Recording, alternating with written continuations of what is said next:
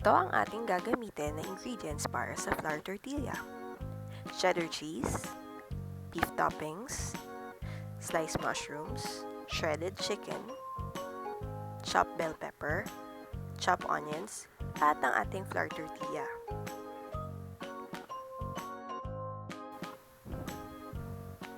Sa ating pan, with medium heat, nilagay ko yung ating tortilla. Inuna kong ilagay ang cheese, sumunod naman ay ang ating bell pepper at ang onions at ang mushrooms. Itutupi lang natin to into half, then medyo i-press natin siya para masiksik yung mga filling sa loob. Hintayin lang natin siya na ma-toast yung kabilang side, then i-flip natin siya.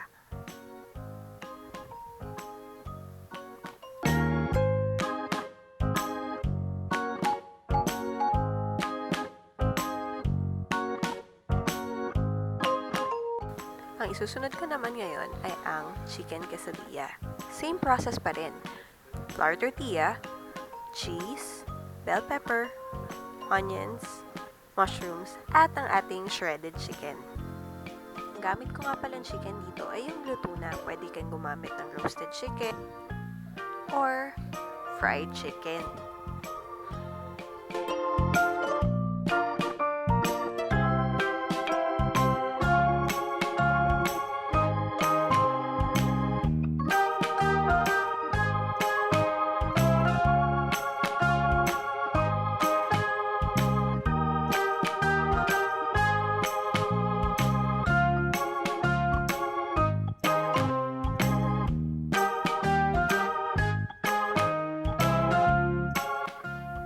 Homemade flour tortilla ang gamit ko sa recipe na to.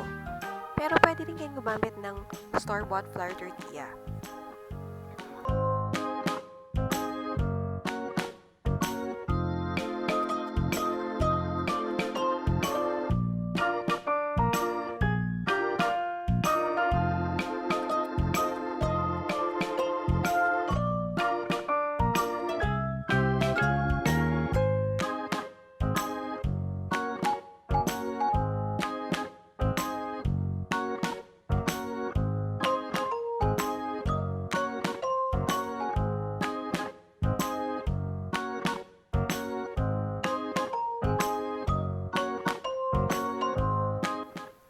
Ito na ang ating finished product ng quesadillas.